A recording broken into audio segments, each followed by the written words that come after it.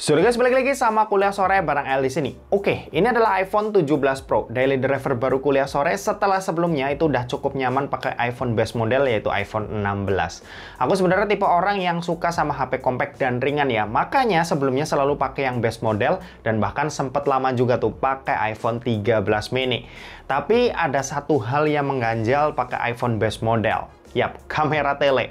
Di beberapa kesempatan aku sering kesiksa sama HP yang nggak ada lensa telenya. Jadi mau zoom jauh saat mau nonton konser, itu tuh nggak dapet detail momen saat di atas panggung. Apalagi pas lagi duduk jauh di belakang ya. Nah, makanya di iPhone 17 series kali ini aku mutusin buat ambil yang seri Pro. Secara ukuran dia emang mirip-mirip sama yang base model, ya selisihnya tipis lah. Tapi buat beratnya sayangnya ini agak lumayan berat dari yang biasa aku pakai yaitu di iPhone base modelnya.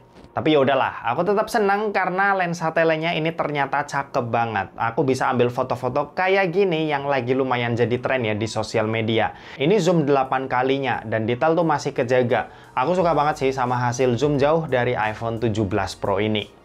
Kalau ngomongin desain, iPhone tuh cukup ada banyak perubahan sih setelah dari iPhone 11 Pro ke iPhone 16 Pro. Itu cuma gedein boba kamera aja. Nah, di iPhone 17 Pro kali ini itu ambil desain baru di mana housing kameranya ini dibuat melebar ke samping. Yang orang tuh sering bilang ini kayak desain kamera HP Poco.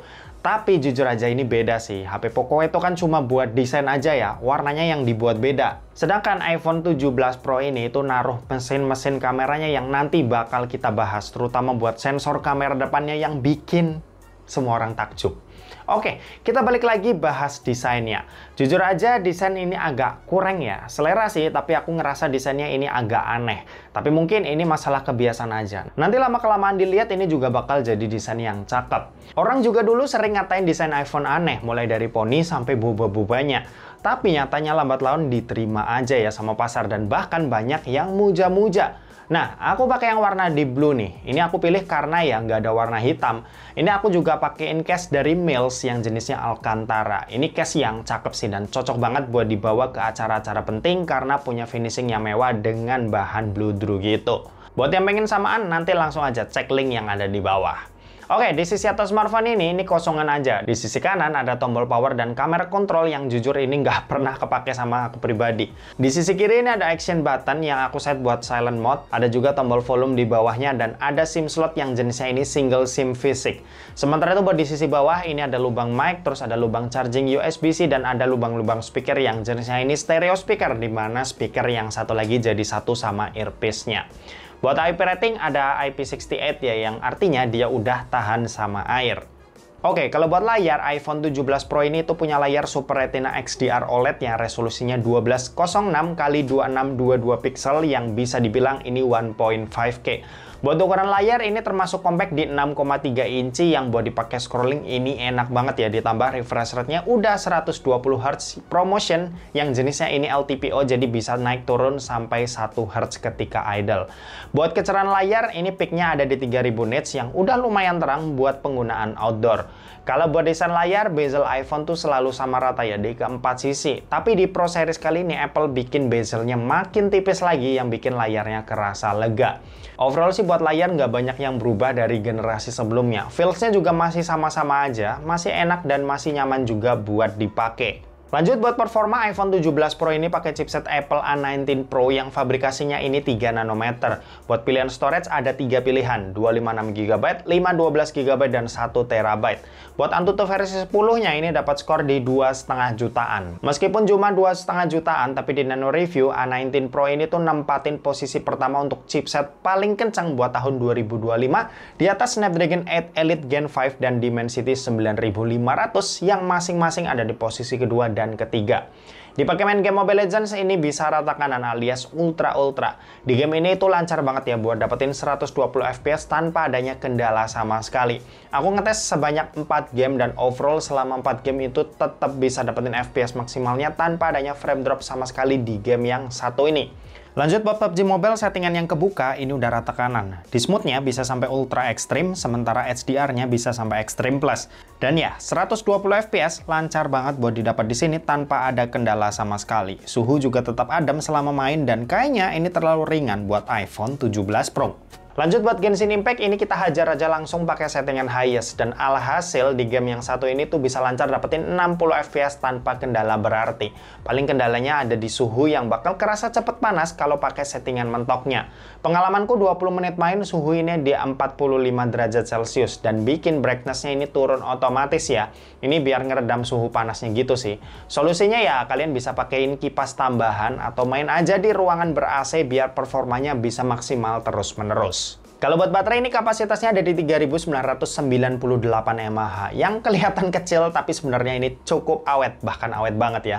Dipakai nonton YouTube selama 1 jam, baterainya ini berkurang sebanyak 2% aja. Main sosmed scrolling IG Reels selama 1 jam, baterainya berkurang sebanyak 5%. Dan buat main Mobile Legends selama 1 jam, baterainya berkurang sebanyak 12%. Gokil ya, kapasitas baterainya nggak nyampe 4000 mAh, tapi keawetannya ini tuh udah kayak HP 6000 sampai 7000 mAh. Buat speed ngecasnya ini nggak ada info resmi dari Apple, tapi sih katanya ini bisa terima maksimal 40 watt. Buat isi dayanya dari 0 sampai 50% ini butuh waktu 20 menit aja, sementara buat isi sampai full makan waktu 1 jam 20 menit. Kalau buat MagSafe ini ada di 25 watt yang buat isi dayanya sampai 50% butuh waktu 1 jam, dan kalau isi sampai full butuh waktu 2 jam 45 menit. Buat operating system, iPhone 17 Pro ini start dari iOS 26 yang dapetin update kemungkinan 6-7 tahun ke depan, atau bisa sampai iOS 32. Buat Apple Intelligence, iya ini udah mulai di-upgrade sih sama Apple, cuma sayang belum sebaik atau sebagus punya Google.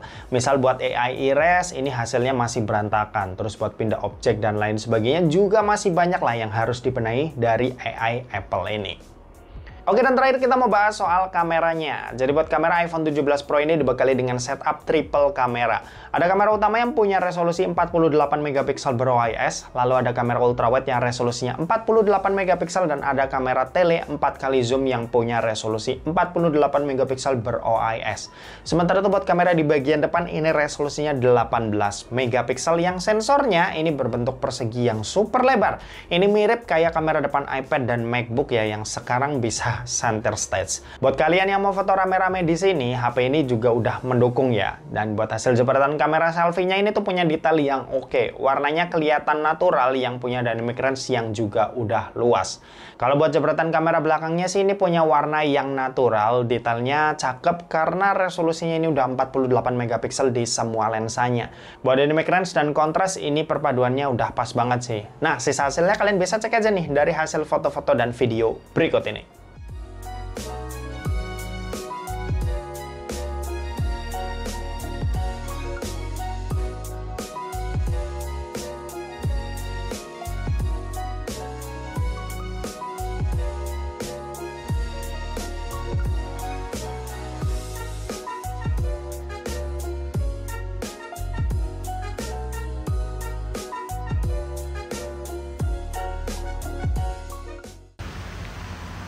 Full HD 30 iPhone 17 Pro. Ini ultra wide-nya.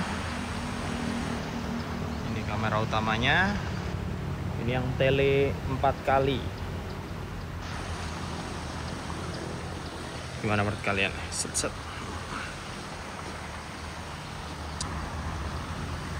Lanjut, ini Full HD 60 fps hasilnya seperti ini. Oke, ini ultra wide.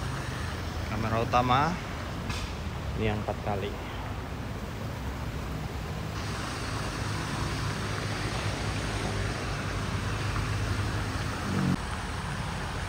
Lalu ini 4K 30. Dynamic range-nya gila, cakep banget, padahal ini kamera ultra wide ya. Birunya, hijaunya, semua warnanya juga jadi perpaduan yang pas. Mantap. Coba kita pakai jalan.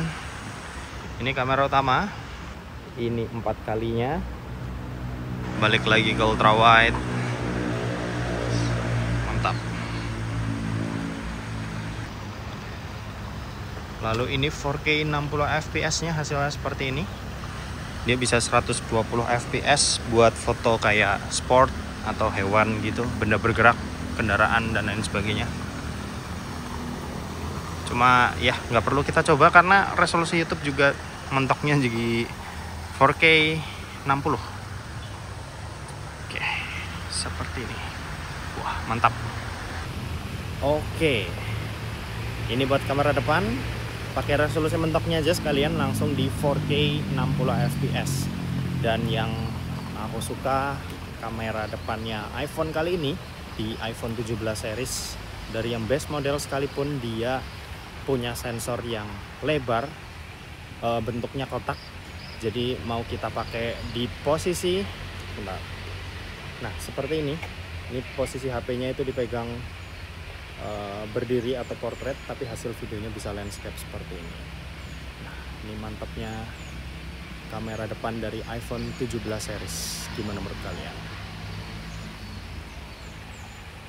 Oke, kesimpulannya iPhone 17 Pro ini itu punya banyak upgrade yang dikasih dibanding iPhone 16 Pro. Mulai dari chipset yang lebih kencang, cooling system yang lebih bikin adem, upgrade RAM yang lebih besar, serta baterai yang juga lebih awet. Selain itu, aku pribadi ngerasa yang paling berasa perubahannya ini ada di bahasa desainnya yang sekarang udah berubah ya. Sama kamera selfie-nya nih yang punya sensor lebar, dan untungnya ini tuh nggak cuma buat seri Pro. Jadi kalau misal kalian beli yang base model, ini juga bakalan tetap dapat kamera selfie yang lebar. Dan oke, mungkin segitu aja buat video kali ini. Terima kasih buat yang udah nonton video ini. Jangan lupa buat like, komen, dan share juga ke teman-teman kalian supaya teman-teman kalian mendapatkan informasi yang bermanfaat dari kuliah sore. Oke, terima kasih buat yang udah nonton video ini sampai habis dan sampai jumpa di kuliah selanjutnya. Bye-bye.